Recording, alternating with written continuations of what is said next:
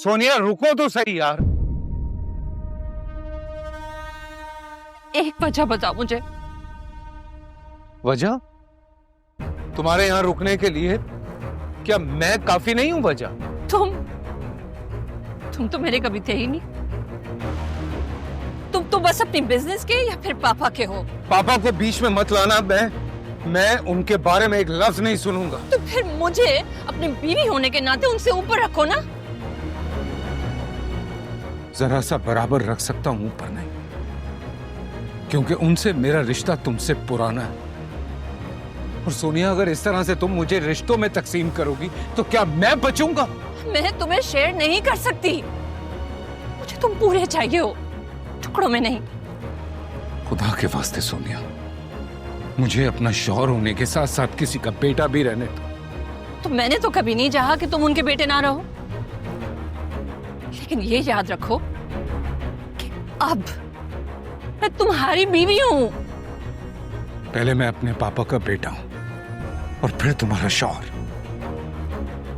अगर ये बात मंजूर है तो रुक जाओ, और अगर नहीं मंजूर और जाना चाहती हो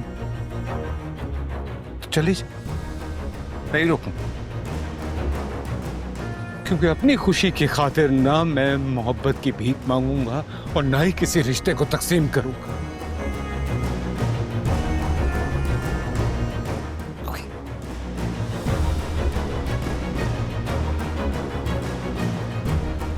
It's fine.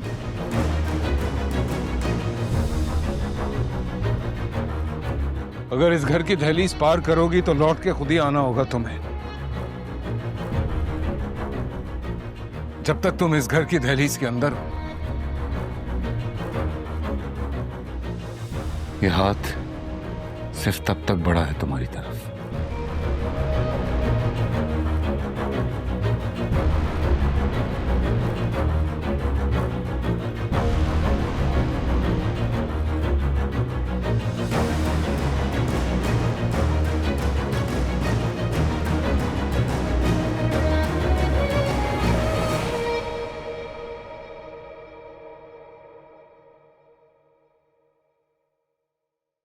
मैंने कभी नहीं चाहा कि हमारे रिश्ते में कोई भी खलिश पैदा हो। मैं तो अपने रिश्ते को मजबूती से थाम के रखना चाहती थी। तुम ही अक्सर ऐसी कोई बात कर जाते थे जो हमारे दरमियान लड़ाई का सबब बन जाती थी। मैं ऐसा क्या कहता था? तुम्हें याद नहीं है?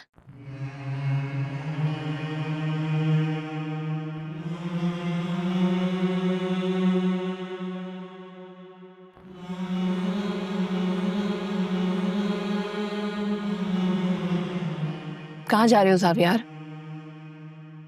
खाना भी नहीं खाया? नहीं, मुझे नहीं खाना है कुछ। मुझे नहीं खाना।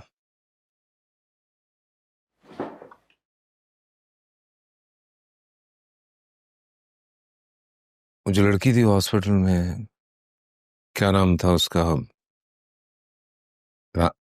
रानी। कौन है वो? मैंने शादी की थी उससे। नहीं, नौकरानी है वो। अंकल ने रखा था तुम्हारी देखभाल के लिए, that's it। तो फिर ये क्यों कह रही थी कि हमारा निकाह हुआ है, मैंने कबूल किया है उसको?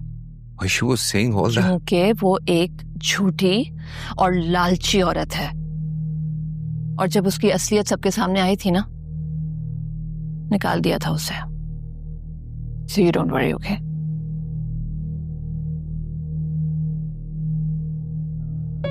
Each and everyone scrubbed.